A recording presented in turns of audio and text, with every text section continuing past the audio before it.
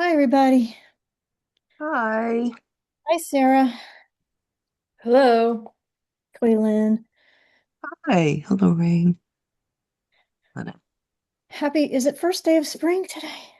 Yes. said that. It Happy seems first early to day be of the first. spring. Yeah, I saw we have a Rita's water ice. It's like right across, like diagonal. And there's always, they give away, I think it's free. I think it's free water ice on the first day of spring. So there's a line all around the Rita's. So we always know when it's the first day of spring. Oh, wow. Yeah. That's I don't fun. eat Rita's, but my husband sometimes likes it, even though he's a diabetic and he shouldn't eat it. But at any rate, What's it called again? Rita's water Rita's? ice. Oh, Rita's. I've never heard of Rita's. that. I Good think it might morning. be an East Coast thing, actually. That's Good morning. probably Or it. afternoon. Yeah. Yeah, it might be. There, it's a chain of water ice, you know, gelati and all that stuff. So, Oh, okay. When you said water where does ice, I water thought it was ice some. go? Well, because I say water like the Philadelphia. I think I say it. Well, no, water. Water. Water. Water. Water My is more a New York water. thing. Yeah, And my water. mother used to water. It's spelled You say it like, Wooter. Water. Water. Water. That's how the Phillies. Hi, Sarah. Hi, Welcome. thank hi. you. Yeah. Oh, Good morning, everyone. Are you in your studio, hello. Sarah? No, I took over my Yeah. husband's office, Oh, sent him downstairs because my studio okay. is in my basement, so I don't even know if I can get on the computer down there. Oh, okay. All right. Well, we still have a couple more minutes to wait. Do you feel okay? Is Good. everything working properly and everything? I think so. Okay.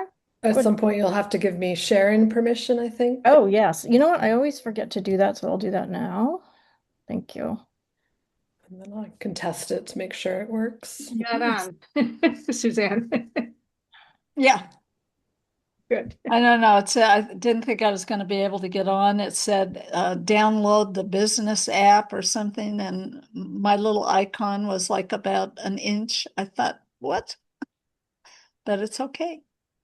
You're here. Yeah. I called Carol. Carol, are you on? Am I on there?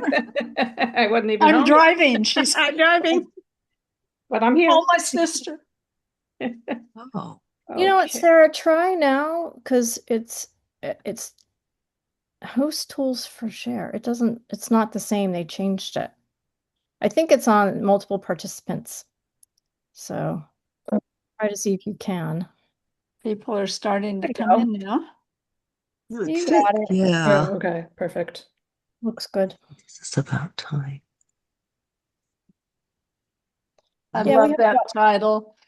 The Yeah, it is a poetry good of one, isn't it? discarded Thank things. you. I love that. There we go. that is lovely. All right. That's what we do. It is. Yeah, let me turn the chat on here too. Okay.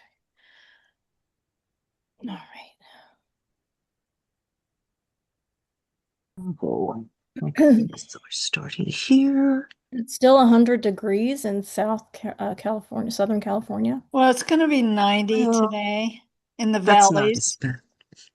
Yeah, it was really hot yesterday, but Yeah. it's been worse. It's not the very worst of the worst Yeah, yet. we've had 118 degrees here. My Oh yeah. gosh. Oh yeah. Once we had a CAA luncheon and it was 100 like 18 degrees and I know. I drove with Suzanne and we saw the digital thermometer on the building there and it said 118. We knew it was going to be at least 117, you know. Oh man. That Yeah, was about as hot as it ever got, though. That doesn't yeah, happen often. you're right. Close That's to That's that yeah. sometimes with the humidity factor here. I mean, in the Oh dead of boy. summer, oh, we've had 100. Last summer, I think it got to 102 was the actual temperature, Ooh. and then when you wow. factor Well, in the the humidity, if you have Yeah, humidity, that's yeah, it's just like deadly. the wind chill factor when you Yeah. add. it is deadly. Yeah, I it just is. saw a Facebook post today from someone, I can't think where they were. They said it was 80 degrees yesterday and they were opening their patio door and it's snowing this morning.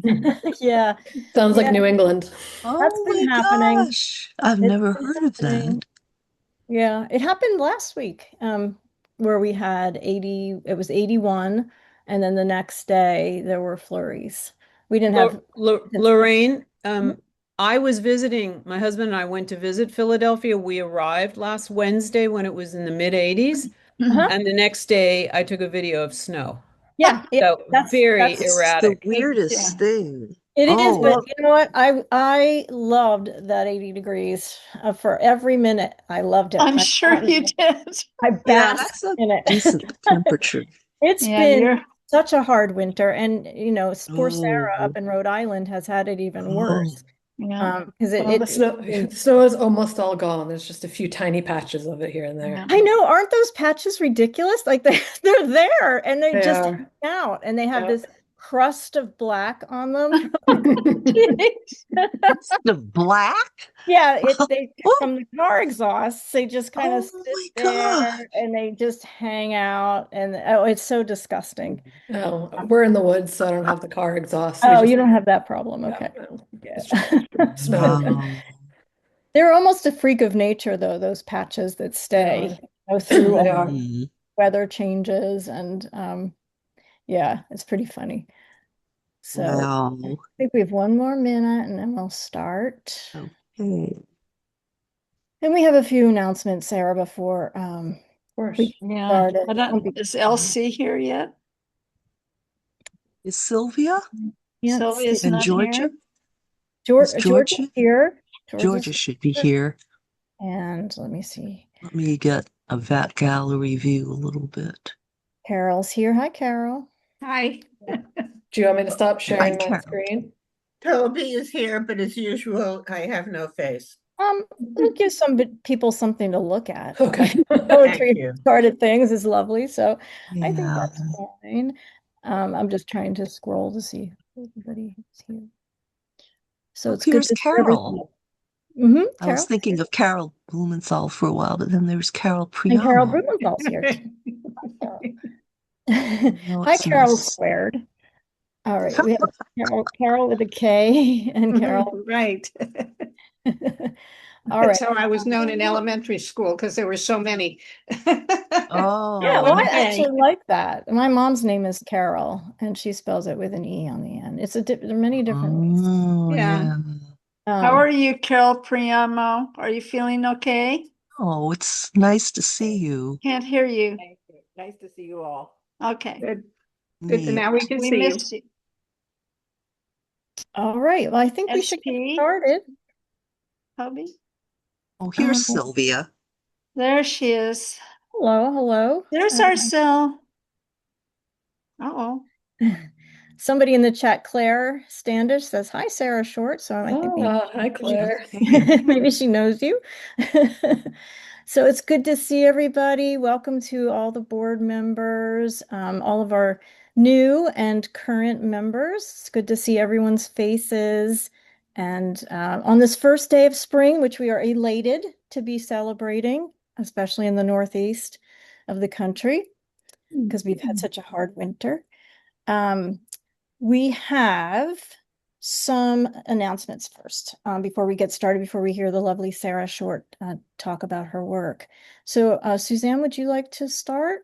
Well, sure. So I will do another welcome, everyone, and especially to any new members. I can't see the whole lineup here, so I don't know who's here and who's not. But all of our new members will be introduced at our upcoming CAA social on April 9th that Lorraine will be sharing details about with you coming up. Elsie and I, as your membership co-chairs, want to take a moment based on the conversations that we just had to reach out to any members who may be in harm's way right now with all the extreme weather conditions affecting so many across the country. And here in Southern California, we've had 100-degree temps now off and on for 2 weeks. And I was going to say, well, it's still winter, but is today the first day of spring? I don't know. I So if think any of so. you are impacted, please let us hear from you because we do think of you and hoping you are safe and well. On behalf of our publicity chair, our darling Lauren Reckner, who is unable to join us today, we have been asked to remind members of our annual celebration of World Collage Day. That's happening on May 9th. Lauren always and has worked so hard to put this together for us so that we can participate. So please watch for an email blast later this month with more information. We are excited to offer members yet another opportunity to share their work. Thank you so much, Lauren and Carol Priamo, also for your beautiful graphic that will accompany the blast, something to look forward to. So sincerely, Suzanne Belcher and Elsie DiFiore, membership co-chairs. Great, thank you. We also have a message from Georgia about our upcoming exhibit. Georgia?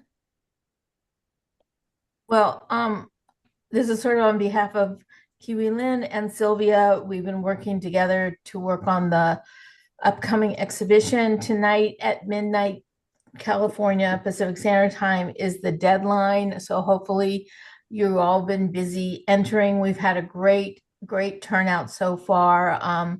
And we're really excited, and we're excited about the juror and the location of the exhibition. So if you're still thinking of doing it, please, we'd love to have your entries, and we are looking forward to then seeing anybody who can be in person on May 1st at the Betsy Luke Art Center in Burbank to celebrate the incredible work of the collage artists of America. So if you have any last minute questions, just send them to Kiwi or Sylvia or me, and we will try to get you an answer. And we look forward to everybody's entries. Yeah, we're looking forward to that show. It's going to be a good one. Well, thank you so much, Georgia and Suzanne. So I'd like to once again welcome everybody and tell you about a new social opportunity that we have created here for you as members called the CAA Socials. We had our first one in February, mid-February, and we are planning our next one for April 9th. It will be at 7 p.m. Eastern, okay?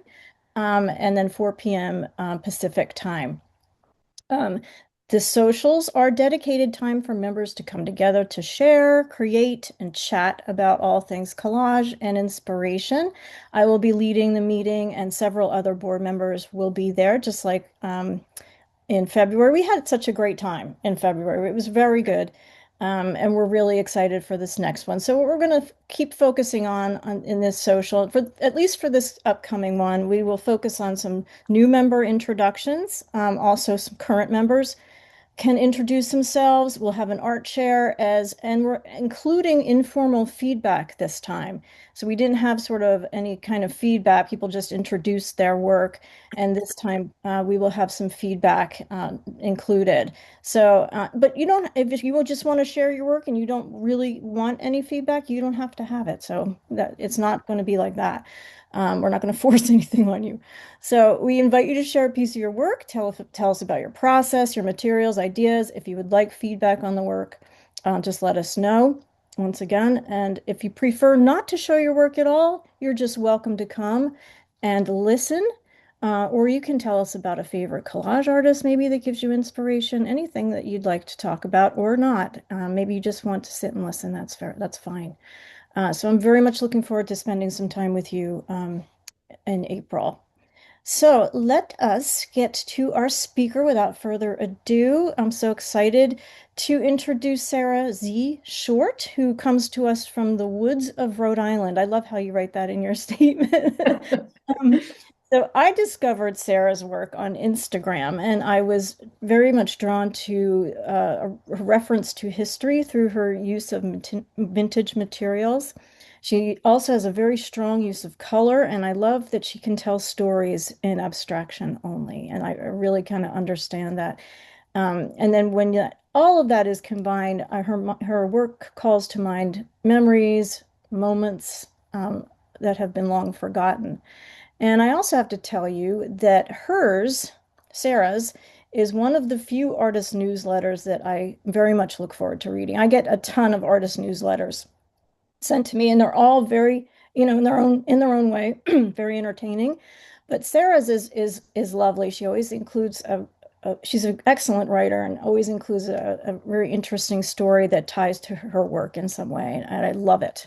And I highly recommend that you subscribe. Thank So I also want to mention, yeah, I love it, Sarah. It's great.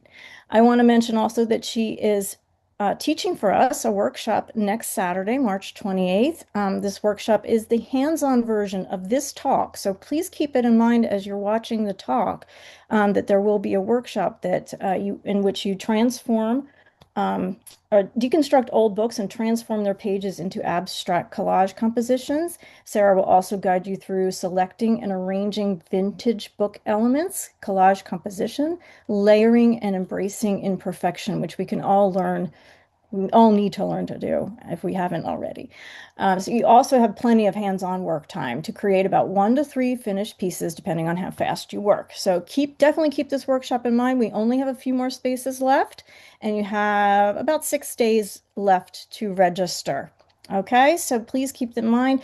If there are any questions or comments for Sarah during the presentation, please type them into the chat or hold them until the end of the talk. Welcome, Sarah. It's so good to have you. Thank you thank so much you. for being here. Are you going to be monitoring the chat for me? I will be Okay, monitoring this. perfect. All right, so that was a great introduction. Thank you so much. Yes, I work from the woods of Rhode Island in Richmond. We're it takes me about half an hour to get to the ocean. So I think my work has that connection of the quiet of the woods and the oceans combined. So, backstory, my story. In college, I majored in English and wanted to be a writer. And I went into education because I needed a job. And I taught middle and high school English and creative writing for about 18 years. And during those years, I also had a creative practice of my own. Tried pretty much everything that you can imagine.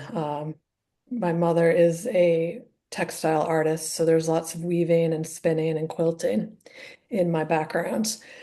And eventually I got an MFA, but it was in writing, not art. So art still hadn't come into things. So I was just focused on writing a book. And then during the pandemic and a few years before that, I started expanding my creative practice more into working with paper, so paper making, book binding, and discovered collage or rediscovered collage. And as teaching became less interesting and art became more interesting, I did finally leave my teaching job to pursue art and teaching art as my full-time job.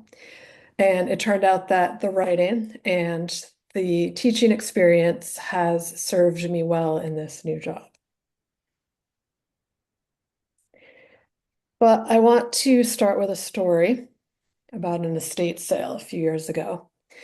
It was a very, very rainy Saturday morning, and my son and I walked into this house that had been empty for a full year, and it was owned by someone who had never thrown anything out.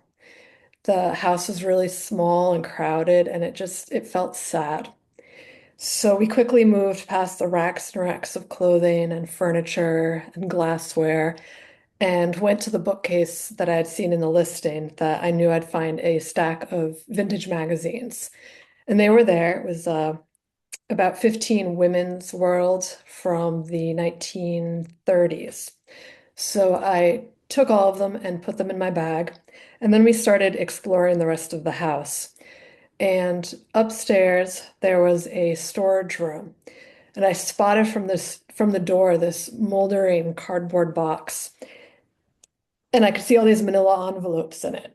So we went inside, and it was so claustrophobic, and more people kept coming in. And my son and I both wanted to leave, But I knelt down on the floor and started digging through this box, and it was full of musty, dusty envelopes and paper and magazines and ledger books. So I didn't look at anything except to see that there was some handwriting. I just unpacked the entire box into my bag and then we headed for the cashier. So when I got home and started unpacking it, I found that each of the manila envelopes had the full handwritten draft of a short story, and that all of the ledger books were filled with the drafts of those stories. And the more I dug through all of the materials in this box, I found that I had the archives of a woman who had been trying to publish her writing in the 1930s, and that she had also been an artist, creating paper silhouette cutouts from photographs sent to her by a gallery in Boston. And her father had also been a practicing artist. And through all this exploring of her materials, I really started to get to know her. And this is where the problem started. Because when we work with vintage materials, I usually have no problem cutting into things and reworking them into art. But that find of the full archives of one person really complicated things for me because I was so invested in her story. But at the same time, I didn't want to continue to hang on to that crumbling cardboard box and leave it for another 50 years and have my son have to throw them all out eventually, whatever was left. So her writing and her papers had me thinking about what we owe these materials and the ethics of collecting and reusing all of these books and papers. So when I find materials, I do always think carefully about their value. And sometimes if I suspect it might be valuable, I'll do that quick Google search just to check. Um, Sometimes it's of historical significance, it's of a topic or a time period that's particularly interesting that I might want to save. And sometimes it's just because the book is just a beautiful physical object. The bindings are spectacular, the quality of the paper, the text, the images inside, and those become part of my developing accidental collection of vintage books, which you can see some of them on the screen. Things are just too beautiful to ever use, so I just keep them on the shelves and I'll let my son deal with those. So I do save things that I think are too beautiful, but a lot of them I will use in my art because most of the deeper that you get into all of these papers, most of them are just ephemera. They're the checks, the magazines, the receipts, the theater programs, meant to be disposed, not meant necessarily to be saved, but people do save them, and uh, if they're lucky, they'll end up with an artist. So the interest I have in these papers, well, it's their age, and the value I give them is turning them into something new so that they don't end up really being discarded. So I'm trying to create new stories for these materials, both through the art itself and how I write and speak about the finished objects, and also with the letterpress printing that I have added to my work. So the vintage papers where I find them, I think I'm lucky that I do live in New England because there's no shortage of antique and vintage stores to hunt through for papers. And from stories I've heard from people who have taken my classes, they don't always get to experience that in different parts of the country and world. So when I first started collecting papers, I collected every single piece of old paper that I could get my hands on. And eventually I realized that not all papers were useful to me and that the quality and how I could use it varied. So my hunt for papers has very much quieted down. And I also have thousands of sheets of paper at this point. So I need to focus on making more art and collecting less paper. So estate sales are really my favorite place to go to. Part of that, I think, is getting a chance to go into someone else's house and look around and be allowed to open all of their drawers and see what's inside. But it's also very inexpensive to shop because I look for the things that no one else wants, and the hosts of the estate sale are very happy to give you very highly discounted prices on the boxes of the old paper that you're hauling away for them and the old books that you're emptying from the shelves. Um, Other places, library book sales, eBay auctions, sometimes Goodwill auctions. I do go to the vintage and antique stores, but I've learned that they tend to be priced more expensively than I'm interested in. And then I get stuck with things that are more valuable than I actually want to use. I've also learned that I do not need to order things like stamp albums from France because I can very easily find those same things much more inexpensively when I shop locally instead of importing them. So if you are looking to start your own collection of vintage, you do not need to collect as much as I did or spend probably as much money as I did to begin with. You need far less than you think. 5 to 10 books is going to give you a huge amount of paper to work with. And it's more about the quality of the materials. A beautiful 1928 ledger from a railroad company will give you hundreds of sheets of paper with handwriting to use, and that's much more valuable than a handful of books that you pick up off the side of the road.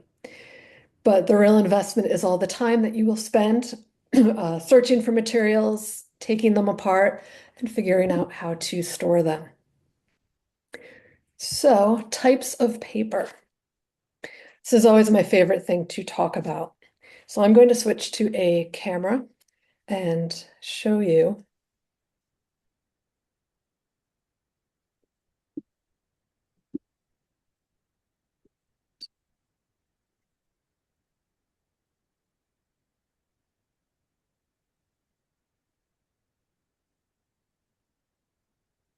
Go. And is this full screen or do I need to make it full screen? Ah, there we go. Thank you. All right, so these are my good samples that I use in my classes, so they are all stored in plastic. I don't usually store my papers like this, but it makes it easier for presenting them. Sarah, So, excuse me, I'm not seeing this large, so I think we have to unshare and then I can spotlight you and make it big for everybody to see. So I'm only seeing okay, a small thumbnail of your camera. So unshare and then I'll spotlight where you are.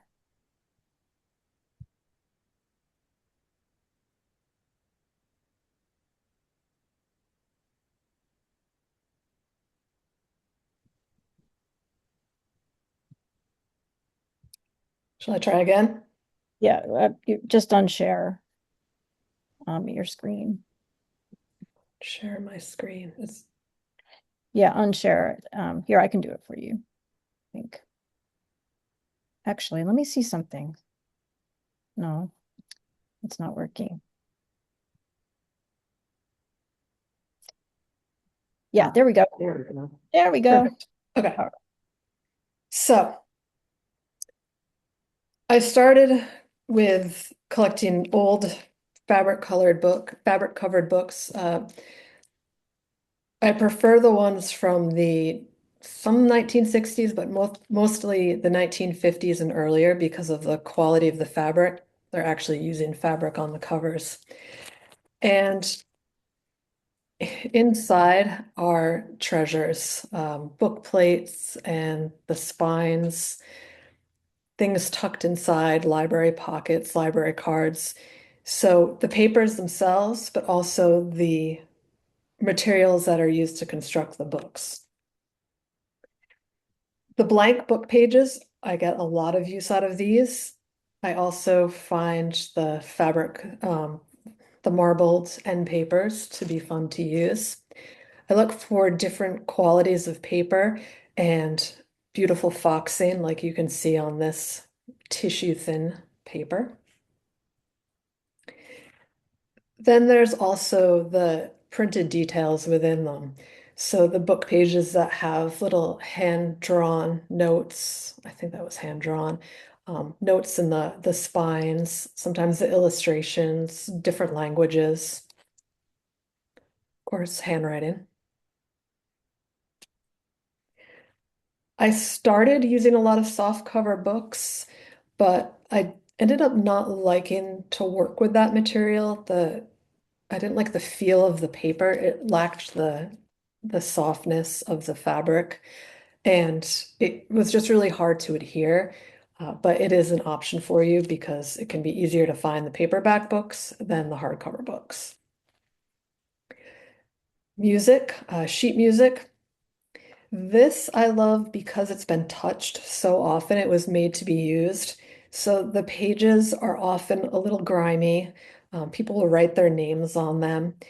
They will hold them together with tape. And you have all of the pages inside, which are usually a little bit cleaner to use, more old tape. Also, the player piano rolls are extremely easy to find. I bought a truckload of them once, and I am never will run out of player piano rolls. But they have these little dots and dashes. A lot of them have the lyrics written on them in that nice blocky type. So it gives a nice textural detail when you use this paper. Ledger books might be up there as one of my favorite things to use. This beautiful Japanese, I think is what she said it was, that I was gifted by a student. My railroad ledger folded in half because it's so large it doesn't fit in here. So it's a farmer's notebook where he kept track of all the work that he was doing. Tricky to find, but worth it once you have them. Maps. A lot of older books had beautiful fold-out maps within the pages, something that you don't usually see that often, but also blueprints and plat maps are great to use because of the line work and often the transparency of the papers. Stamp albums are wonderful paper. The quality is really great. And then you also get the stamps to play with. But just the printing and the lines and the colors. Ephemera is a massive category. Green stamps, old banking receipts and checks, playing cards, theater. What is this? I guess that's a receipt. Telegrams. Gosh, the list just goes on and on. Tissue paper sometimes covers photographs and illustrations in books, and then pattern paper. Letters and envelopes, more stamps, cancellations, the inside of the envelopes, the handwriting, the hours of reading that you get from trying to decipher all of this gorgeous cursive handwriting. And then vintage magazines. These I only use in my sketchbook because I don't like how the paper feels and the ink quality varies so much that it can smear a lot and ruin an entire piece when you're trying to put an adhesive over it. But the colors in these and the typography and the advertising is absolutely wonderful. All right, let's switch back. Any questions I need to answer? This is a good stopping point about materials. I'd like to ask a question. I just wanted to know, I was inspired by you to visit estate sales, but I just wanted, how do you clean or do you clean the papers? I don't, I won't buy anything that is moldy or has Bugs. obvious mice hanging out in it. Well, that's Mhm. not always true. I occasionally get things that have been chewed on by mice, but chewed on by mice a long time ago. Um, Or but no, silverfish. yeah, I don't like put the books away in the freezer, which I've heard people do. I just use them. Cool. Awesome. I have other questions for you, but I'll hold them until Okay. I want to monopolize you. Can Oh, so are you trying to share again? I w- Yes. I will mute.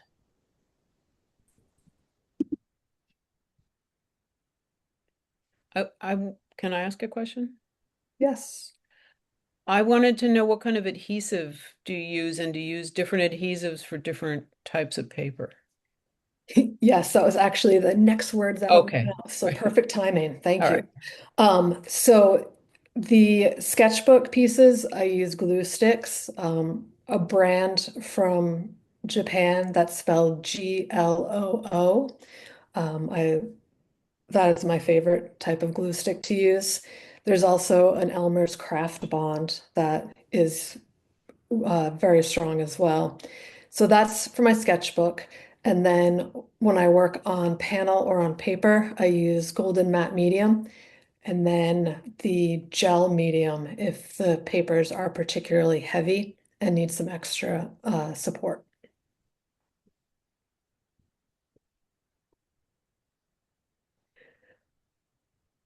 All right. So organization, another question we're always asked as collage artists. So I happen to have a lot of beautiful flat files, and each drawer, there's a lot of them. Each drawer stores a specific type of paper. So one magazines, sheet music, book pages, and then I have one drawer that I reserve for my treasures, those papers that we find that just speak to us somehow, and I don't want them to get lost in the rest of the paper, so they get a special drawer. And some of the books I keep in bookcases, the ones like the stamp albums and the ledger books that I want to have fast access to. But I've used every paper storage idea possible. The IKEA carts, plastic bins, file folders, bookcases, archival storage boxes stored under the bed. Okay, there's no brilliant solution to this. It's just whatever you can fit into your space and whatever works for your practice at the time. And I throw a lot of paper out or recycle it. So I do not save all of the insides of the books that I'm deconstructing because I'll never use them and there's not much point in keeping them. I only keep the ones that have really beautiful paper. So that brings me to the next part of my practice, which is the letterpress printing. So when I first started making my collage art, I only used book pages and book covers, what I could get without adding any additional paint or materials.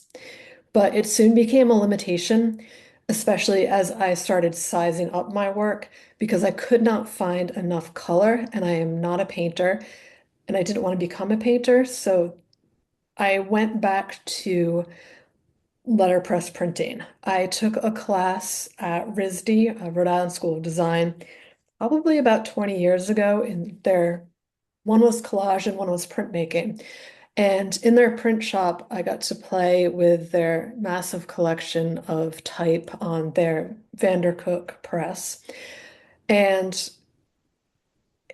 letterpress seemed like something that was really fun to do, but not something that you could bring into your home unless you were willing to invest a lot of space and money and time into finding all the tools.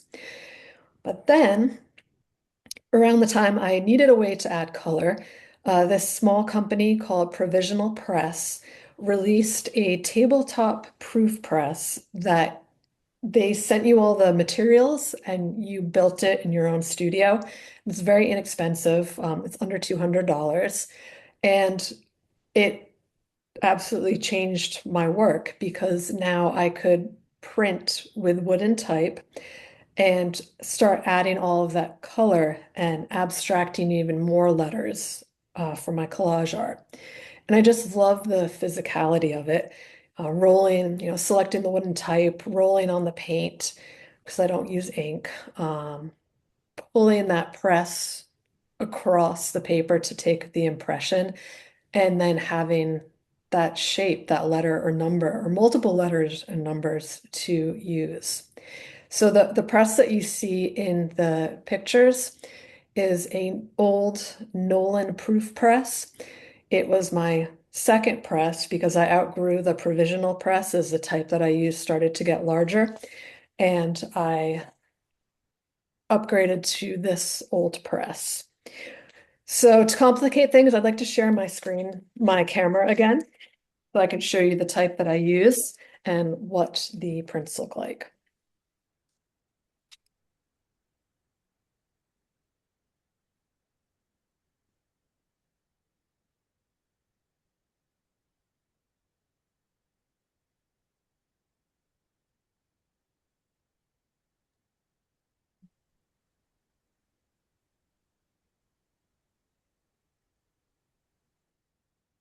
Oh, good. Okay.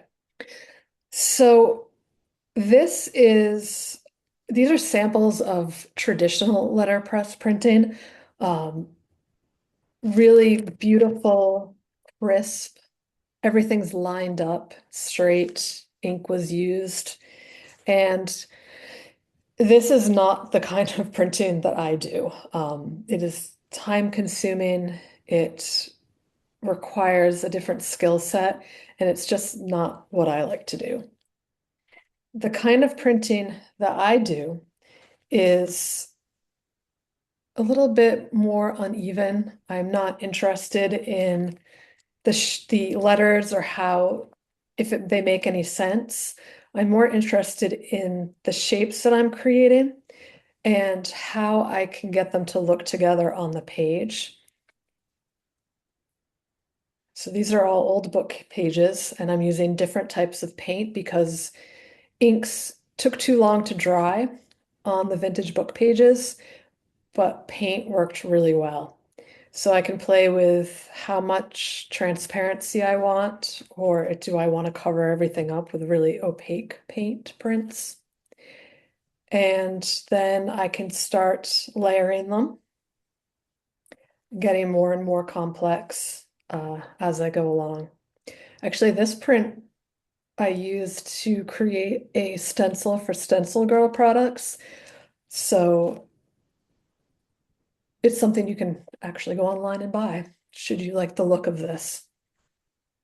So this is the gorgeous type that I use. A lot of type is lead, which is what this is. It's really heavy.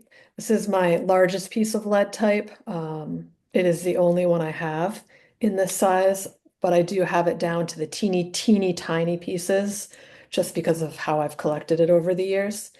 Then we work into the wood type. It comes in the same range of sizes, not quite as small of lead type, but lots of options and different fonts for you. I'll show you a print of this one again in a minute. They're all the same height, which is type high. So it doesn't matter if it's lead or wood, they're going to be the same size. My interest is in the poster size type, which is much harder to find. And you need a really big press to use it on, which is why I ended up upgrading to an even larger press than the one I showed you. I look for orphans, so large letters that have been separated from their sets and are being sold individually or in random groupings, because I want to leave the full sets, the real treasures, for the more traditional printmakers who are still using them to print posters and need the full sets, because I just want the shapes that I can make when I put them together. And I love when they're damaged. So this one has little woodworm holes in it. And when I print it, those holes will come through and then I can use them as part of the composition. And the poster size type can get very large. I like the face on this. And this is not my largest. I do have some absolutely massive pieces that I imported, which I will show you how I use those later. But again, like paper, I have now told myself to stop buying more type because I have so much of it and I can only print and use up it so quickly. But it's just beautiful. It's tactile. The paint goes on in such interesting ways. The textures come through in the prints. So it just adds this other dimension of storytelling to my work that I wasn't getting through just using the papers on their own. Right, so since I have the camera up, I'm just going to switch right over to talking about my process, and then I'll show you some images to go along with it. So I spend a lot of time working in sketchbooks with a glue stick. And sometimes I'll use vintage magazines, but mostly I'm using my paper scraps. So this ledger book is one that I picked up fairly recently at an estate sale and took out what was inside and replaced it with half sheets of Bristol paper. So it gives me a nice travel size collage sketchbook that I can use at my office desk or take with me. So I use these as quick studies and just flip through. So postage stamps, letter set, jelly plate prints, a little bit of everything ends up in these.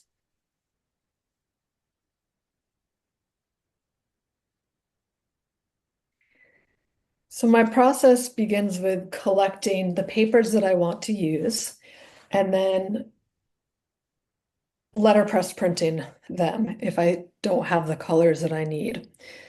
And again, when I'm printing, it's about shape, not about the words or the numbers that I'm using. So I just took a handful of scraps. This is for the teaching that I'm going to be doing coming up, both I think online with you and tomorrow in the class that I'm teaching. So I was just playing around with the idea of unity and variety, and this is what I ended up with. Then I went to watercolor paper. Sorry, this is jumping around.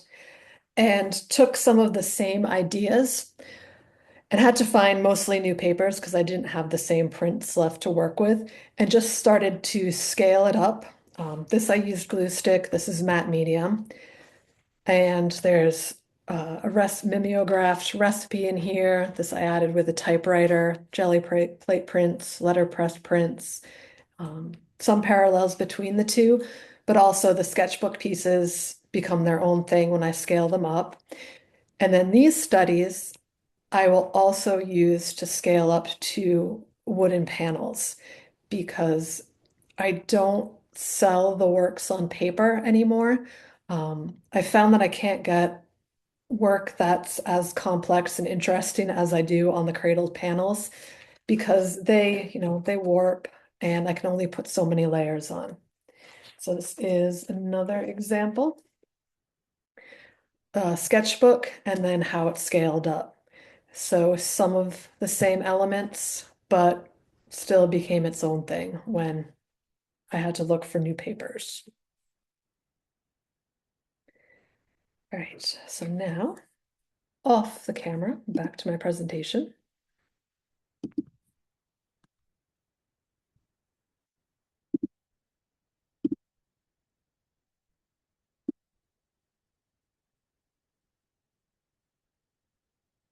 So again, the letter forms that I've abstracted, there's that SOS again, shown in a couple of different prints. The one on the far left, I think there's probably 4 or 5 different layers on that page of letterpress. And then of course, I'll cut it up and turn it into something else. Center one, really bold and simple. but just love the uneven lines that appear in that center section. And then a more simplistic print, just to the SOS on top of another part of an abstracted letter. And that shows my process again from selecting those papers, the printing, the sketchbook, and then seeing them. The piece on the far right was on a cradled panel, and you can see sort of the parallels between the inspiration piece and the scaled up piece.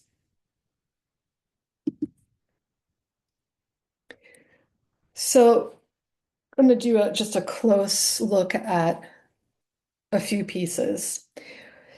So this 24 by 18, it's called The Key to the End. I mentioned that set of type that I imported from Italy.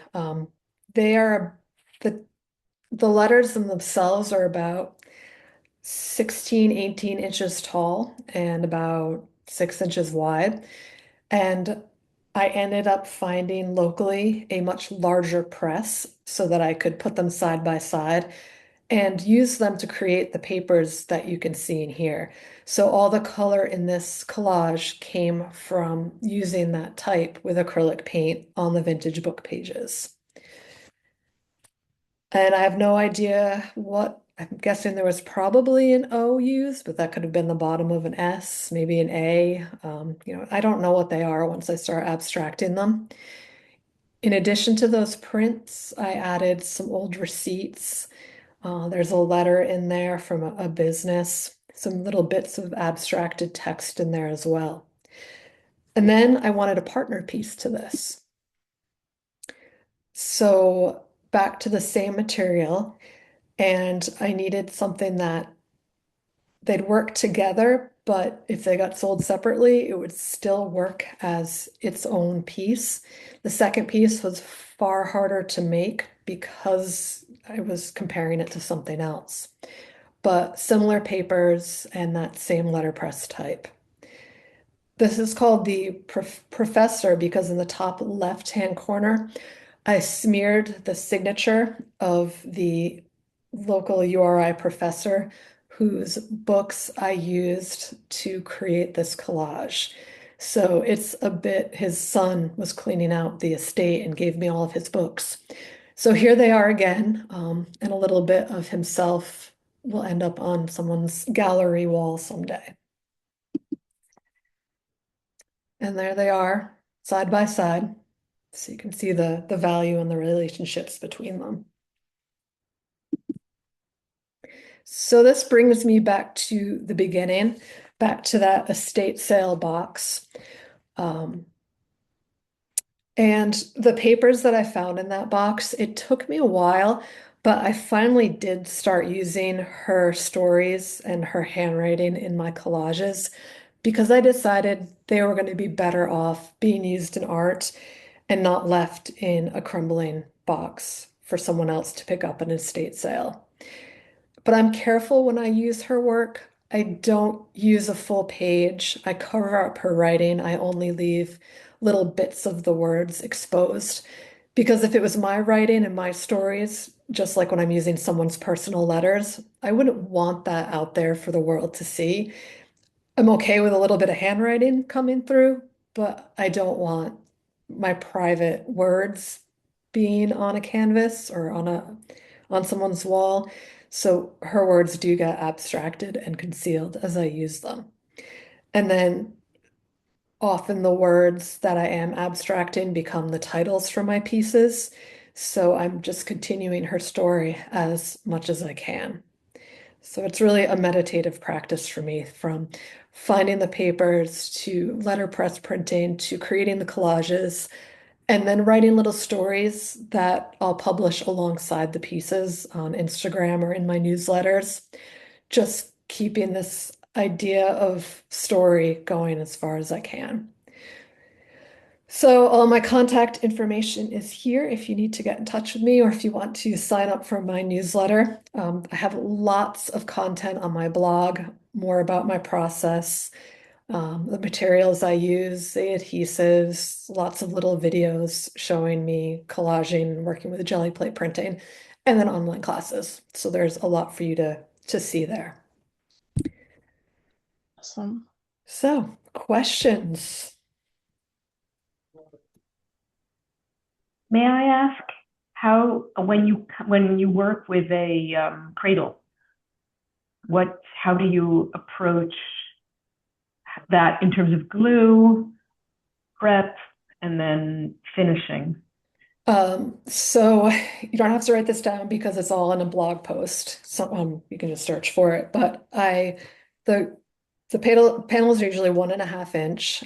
I prep them with 2 coats of gloss medium followed by 2 coats of gesso. Create my collages on top of them, and then they're sealed with gloss medium. And then I use a matte UV varnish, which takes away all the shine and returns the surface to something that's close to the original paper quality that I began with. Hmm. And so you've got that on your website. Yes. Yep. Thank you. You're welcome. What other questions do we have? Or comments? Paul Newman, I just want to say I love what you're doing and Thank thank you you. for sharing your process with us. Yeah, I think it's just great. Thank you. You're welcome. Thank you. Anyone else? I'd like to parrot that. Really inspiring. It's not the kind of work that I do, but I found some things that I might do from this. So Awesome. thank you so much. I really loved it. Thank you. You're welcome. I think that's an interesting comment too, that, it's really important to attend talks when you have the opportunity to do so because you can glean one little thing from those talks and use it and not just for yourself, but to inspire others or, there's always something. So I always try to attend as many talks as I can, and Sarah's yours was very inspirational. I can parrot that as well. Thank you. Yeah. It's fun to have a chance to talk about what I do to an Yeah. audience who appreciates and understands it. Oh, totally, totally. What other questions? Anyone else have questions or a comment? I have a comment. Okay. You're so organized. I wish I could be that organized. Yes, it's And a it's character probably, trait long held. I have to go through so many things every time I do a collage. I mean, you're great. Very impressive. Thank you. Don't you teach a class on how to organize your things, Sarah? I have yeah, there's a PDF download that goes through all my Oh, okay. Yeah. process, and yes. What is so funny that there's something on Facebook that's been circulating saying, can you please tell me as a collage artist how you organize things? So that would be perfect. A lot of people would want to know what you're Yes. doing. Yeah, it's yeah, I mean, there's no good answer, but there's what works for you best at that moment. How do you find do you find most of your sales are through your newsletter, Instagram? You're really active in getting the word out. So, or are you traditional, like I have a gallery, I just send them stuff and they sell it? I do work with galleries, but most of the work sells from my website Yeah. to the collector base that I've established through lots of Instagram posting and then having a really nice newsletter list that I reach out to regularly. Mhm. But then I also work a lot with art licensing groups, Mhm. so that helps as well to get my work And out there more. what are people using your work for? Like book covers or what other kinds of, I mean, that would be kind of ironic, It the would. book cover is becoming a book cover, but That'd be amazing. Mostly hospitality, so that okay. hotels and networking, co-working spaces. Oh, that makes sense. Yeah. And do you also sell prints or do you only if you license the image? So I have a few prints on my website. Mhm. I've sold very few of them. There's a good chance I'm just going to take them off altogether. But I work with Wayfair Hmm. and Tacit in Canada, so they sell my prints. So I might Hmm. just let them do the work and Yeah. remove that altogether from my Yeah. world. Nice. I have a Uh, question. Go ahead.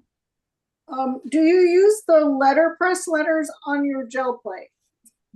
Um, I've sometimes used them like to stamp an impression, but because I have all the real letterpress equipment and I like the texture and the quality I can get from actual letterpress printing, I don't usually do it.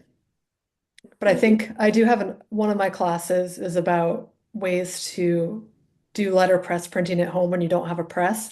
And that is one of the methods that I share in that class. Thank you. Barbara, I think you're Barbara, talking. you're muted even though it doesn't show you're muted. Yeah, We can't hear you. You can type in your question. I'll read it out. Yeah, still can't hear you. Yeah, you're not muted. We don't see the little mute button, but we can't hear you. I see you talking, but I can't Right. saying. May I ask a question while Barbara figures out her Absolutely. sound? Please. Sarah, who do you use for print when you're making prints? Who do you use to make your prints? So I use Print Space. They are a UK company, and then they also recently have an office in Brooklyn.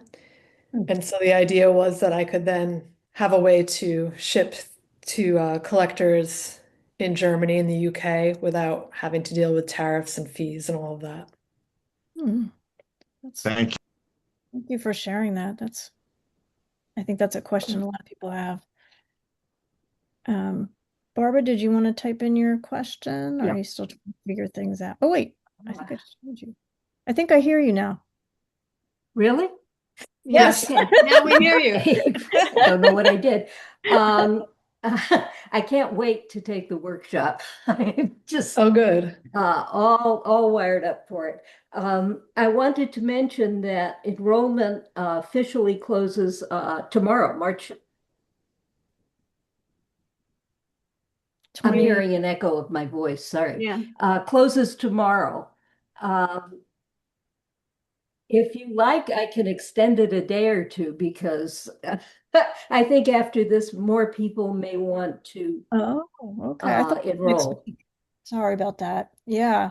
Oh, well, thank you for telling us about that, Barbara, because I was confused about the cutoff date.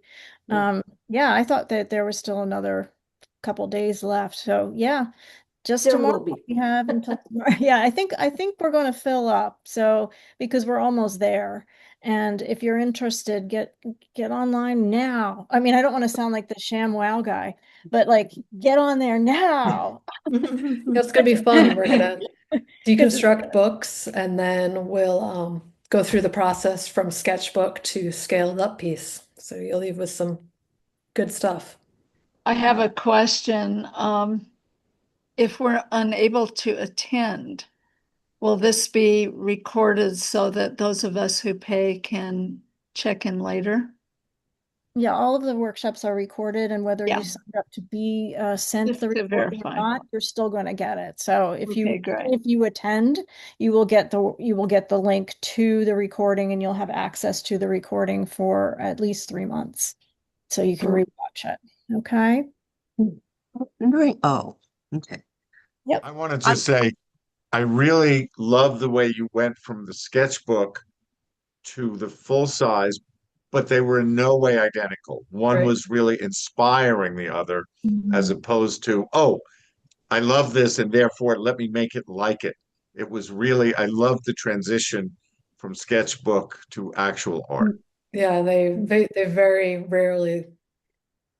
I mean, you can see the similarities, but part of that is because when you're working with original source material, that original paper would never exist again. So you just have to learn to stretch yourself even more to get the upsized version.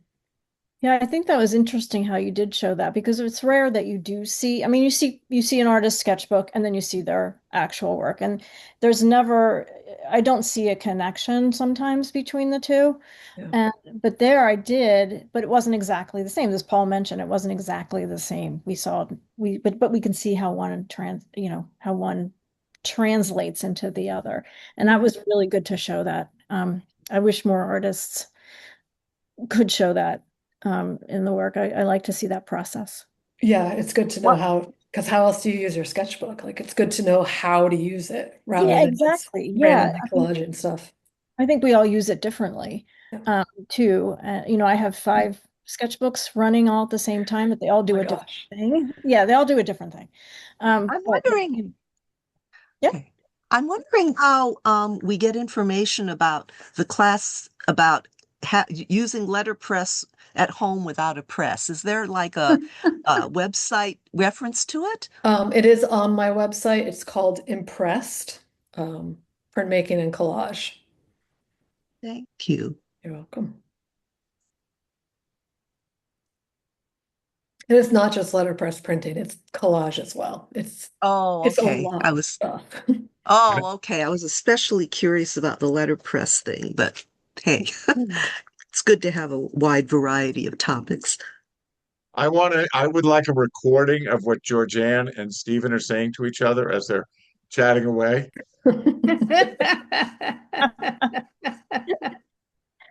I do see that kind of interaction, but you can't hear anything. It's like a little movie. I'm so excited that Stephen and his studio mate, Georgianne, they just joined. They're brand new members, and I've known Stephen for many, many years, and that's him. That's me. Always laughing. That's me. Love you. Thank you, Suzanne. Love you. Thrilled. We're thrilled to be part of it. And Sarah, we just love it. We just love it. Oh, thank you. Loved it. Good. And I just bought myself some letterpress letters. Oh, you did? Okay, perfect. Oh, So, awesome. Great. thank you. Great. Well, lots of great compliments and comments in the chat. And I know, it's so nice. I wish I could like respond to everyone. I see so many familiar names too, and that's exciting. Oh, good. Yeah, I will send you the copy of the chat so you can thank you. everybody's lovely words to you. Quaylin, you already asked your question, so I see Good. I can lower my hand. Anyone else have a question or a comment for And Sarah? feel free, if it comes up later, just send me an email. I'm always happy to that's answer. very generous of you. Thank you. Yeah. Anyone else? Well, it's been such a pleasure and so inspiring to see and hear from you. And I'm very excited for the workshop next week. I cannot wait. Me too. I'm looking forward to it. Yeah. So that will be next week, the 28th, from 9 to 12 Pacific time and 12 to 3 Eastern time. Okay. And it will be recorded.